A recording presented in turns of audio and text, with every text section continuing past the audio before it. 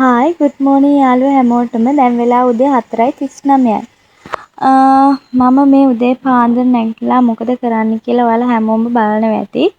ඇත්තටම අපි අද ගමනක් යන්න හදන. ගමනක් යන ඉතින් විශේෂ තැනකට නෙමෙයි. අපි අද ඉඳන් දවස් 4ක් අපි කිරියම්මලා ගෙදර යන්න නවතින්න හදන්නේ. ඉතින් ඒකට ඕන බඩු ගෙහෙ අරන් යන්න ඕන බඩු තමයි ඔය ලෑස්ති කරන්නේ. රෙදි, ක්ලිනික් පොත්, බබාගේ ක්ලිනික් පොතක් ඕක පේනවනේ. එයාගේ ක්ලිනික් පොත් ගොඩක් තියෙනවා. ඉතින් හැම දෙයකටම ඕන පොත මං ගත්තා. ඔය මගේ සීනික් ක්ලිනික් එකේ පොතක්. ඉතින් ඒකත් ගත්තා. හදිස්සියේ අසනීපයක් වුණොත් ආපහු අපි එන්න එපා. රුපියල් 400ක් විතර ගන්නවා වීල් එකකට. ඉතින් ඒ නිසා මේ මගේ බබාගේ ක්ලිනික් පොත් ටික ගන්නවා. මම බබාගේ පොත් ඔක්කොම ගන්නෑ. දැන් නියුරෝ ක්ලිනික් එකේ, බේබි ක්ලිනික් එකේ, ඔකියුපේෂනල් ස්පීච් තෙරපි, ෆිසියෝතෙරපි ඒ හැම එකක්ම මේ නියුරෝ ක්ලිනික් එකේ පොතේ තියෙන හින්දා මම එයාගේ පොත විතරක් ගන්නවා.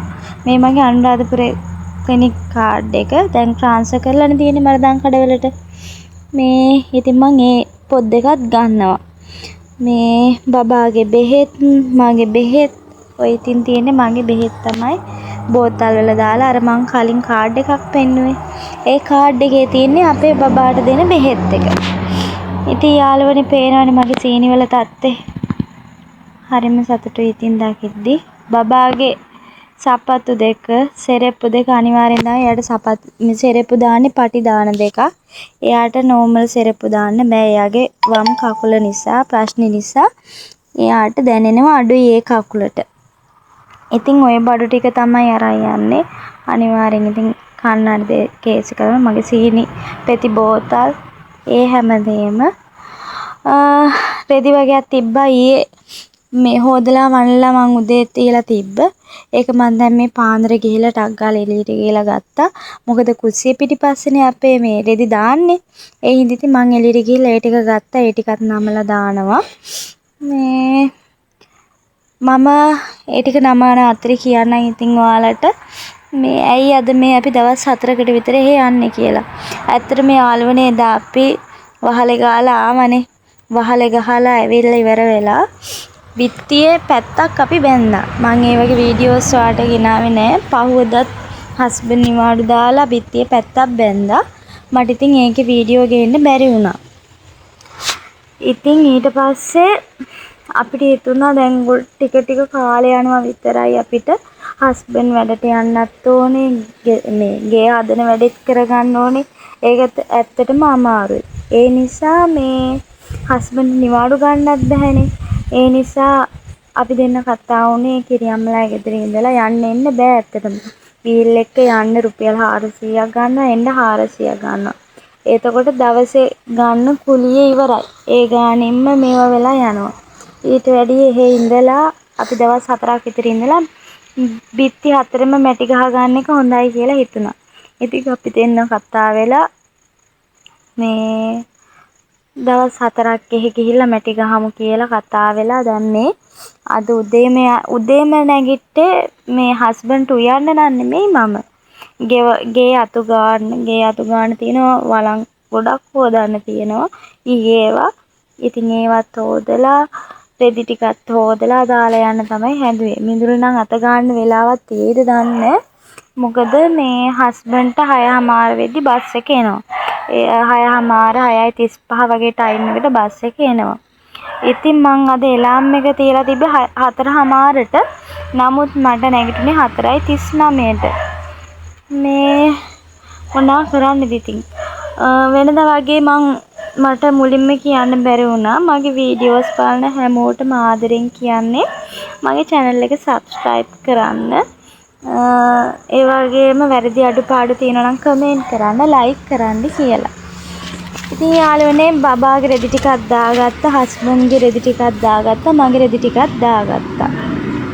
බබාගේ සපත්තු දෙකේම ওই තියෙන්නේ හස්බන්ඩ් වැඩට යන්න ඕනේ ඇඳුම් ටිකයි බෑග් එකයි. යාගේ පේනවනේ මට අතු ගන්න තියෙනවා ගොඩක්.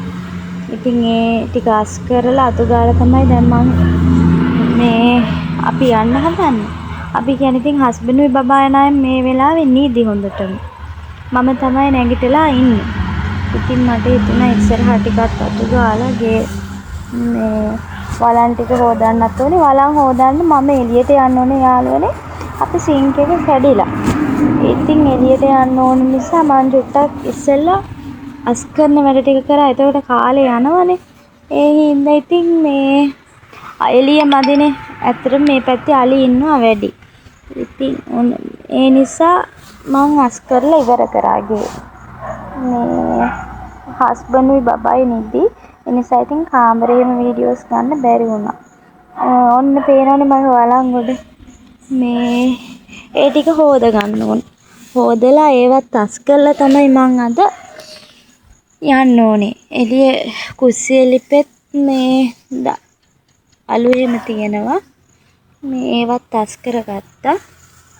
වලන් ටිකත් හොදලා ඉවර කරගත්තා කොහොම හරි. පේනවනේ ඔයාලට. රෙදි ටිකත් ඔය අතරේ මං හොදගත්තා. මට ඉතින් ඒ ටික වීඩියෝ කරගන්න බැරි වුණා යාළුවනේ. රෙදි ටිකත් හොදලා මේ ඒ ටික දැන් වනන්න ඕනේ. වනලා ඉවර වෙලා මිදුළු නම් අතු ගන්න වෙලාවක් නැහැ. දැන් 6:05 වෙලාව. 6:10 වෙද්දිවත් අපි මෙතන යන්න ඕනේ. හස්බන්ඩ්ට බස් එකේ යන්න නැත්තම් ඒ බස් එකේ ගියේ නැත්තම් එයා හබරන වැඩ කරන්නේ. මේ බස් දෙක යන්න ඕනේ. ඉතින් වියදම වැඩිනේ යාළුවනේ. ඒ නිසා මේ 6:10ට තමයි අපි දෙන්න දැන් අපි තුන් දෙනා යන්න හදන්නේ. හස්බන්ඩ් නම් බබාව ලෑස්ති කරා. මේ එයාගේ කොණ්ඩේ මේ බඳින්න උන් නැහැ. ඉතින් මේ එයාට හෙයා බෑන්ඩ් එකක් විතරක් මේ දැම්මා. මම දැන් මූණ සෝදාගෙන මේ රෙදි ටික වනලා මේ ඇත්තටම මිදුළු නම් මට අතු ගා ගන්න විදියක් නැහැ. මේ දැන් මාත් ලෑස්ති වෙලා යන්න ඕනේ.